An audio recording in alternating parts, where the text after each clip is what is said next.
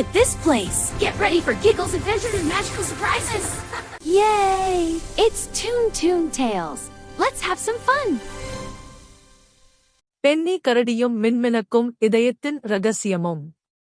பச்சை பசேலென பறந்து விரிந்த மின்மினக்கும் காடு என்ற அழகான காட்டில் ஒரு மென்மையான கரடி வாழ்ந்து வந்தான்.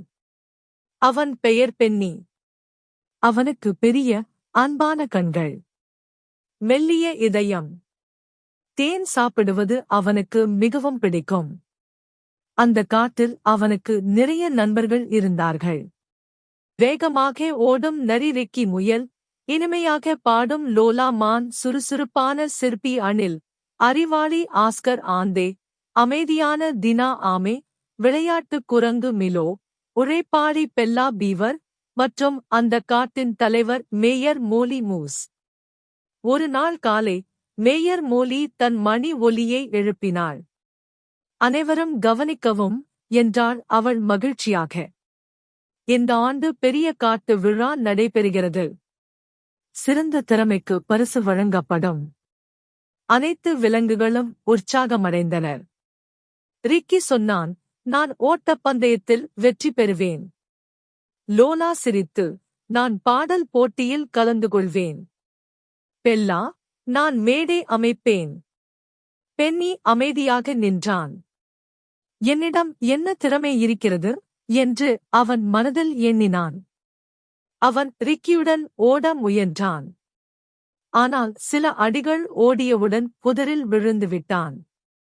லோலாவுடன் பாட முயன்றான். ஆனால் அவன் குரல் மிகச் சத்தமாக இருந்ததால் பறவைகள் எல்லாம் பறந்துவிட்டன.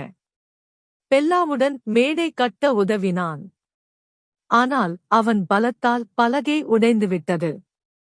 மாலை நேரத்தில் பென்னி தனியாக குகை அருகே நடந்தான். நான் யாரைப் போலவும் இல்லை. எனக்கு என்ன திறமை என்று அவன் சோகமாக நினைத்தான். அப்போது ஒரு கல்லின் கீழ் ஒளிரும் பழைய வரைபடம் அவன் கண்களுக்கு பட்டது.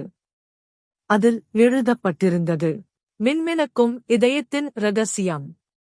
பென்னி உற்சாகமாக நண்பர்களை அழைத்தான்.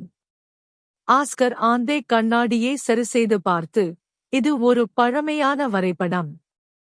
நாம் இதைத் தொடர்ந்து போகலாம் என்றான்.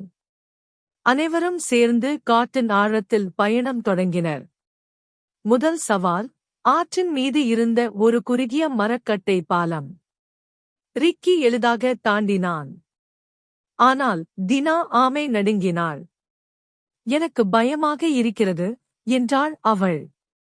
பென்னி மெதுவாக முன்னே வந்தான். நான் பிடித்துக் கொள்கிறேன். நீ நம்பிக்கையுடன் வா என்றான். அவன் மரக்கட்டையை நிலைநிறுத்தினான். தினா மெதுவாக கடந்து வந்தாள். நன்றி, பென்னி என்றாள் அவள் மகிழ்ச்சியாக. பிறகு அவர்கள் ஒரு இருண்ட குகையை அடைந்தனர். உள்ளே நீல நிற மின்மினக்கும் காளான்கள் ஒளி வீசியது. ஒரு பெரிய கல் பாதையை மறைத்திருந்தது. பென்னி முன்னே வந்தான். இரு கைகளாலும் அந்த பெரிய கல்லை தூக்கி மெதுவாக ஓரமாக வைத்தான். வாவ் என்று மிலோ ஆச்சரியப்பட்டான். அவர்கள் மேலும் நடந்தனர். திடீரென தங்க நிற ஒளி குகை முடிவில் தெரிந்தது. அவர்கள் வெளியே வந்தனர். அங்கே வானவில் ஒளியில் மின்னும் கிறிஸ்டல்கள் நிறைந்த பெரிய வெளி இருந்தது. நடுவில் ஒரு பெரிய தங்க இதயம் ஒளிர்ந்து கொண்டிருந்தது. அதன் முன் எழுத்துகளுடன் ஒரு கல் இருந்தது. மிலோ தள்ளினான். பெல்லா இழுத்தாள். ஆனால் அது அசையவில்லை. பென்னி அமைதியாக முன்னே வந்தான். அவன் தன் பெரிய கரத்தை மெதுவாக கல்லின் மீது வைத்தான். திடீரென தங்க ஒளி பரவத் தொடங்கியது. எழுத்துகள் மின்னின. கல் மெதுவாக திறந்தது. அனைவரும் ஆச்சரியப்பட்டனர்.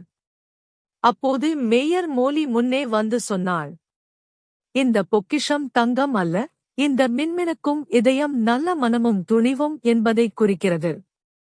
இன்றி இந்த இதயம் யாருடையது தெரியுமா? அனைவரும் பென்னியை நோக்கி பார்த்தனர். தினாவை உதவியது யார்? கல்லை அகற்றியது யார்? நண்பர்களுக்காக நின்றது யார்? பென்னிதான், என்றாள் மேயர். பென்னியின் கண்களில் கண்ணீர் வழிந்தது. நான் வேகமானவன் இல்லை. சிறந்த பாடகரும் இல்லை. ஆனால் நான் நண்பர்களை உதவினேன், என்றான் அவன் மெதுவாக. அந்த இரவு காட்டு விழா நடைபெற்றது. விளக்குகள் ஒளிர்ந்தன. அனைவரும் மகிழ்ச்சியுடன் கூடியிருந்தனர். மேயர் மோலி மேடையில் அறிவித்தாள். இந்த ஆண்டின் சிறப்பு பரிசு பென்னிக்கு. அனைவரும் கைத்தட்டினர். மேடையில் நின்ற பென்னி சொன்னான், நான் பிறரைப் போல இருக்க முயன்றேன்.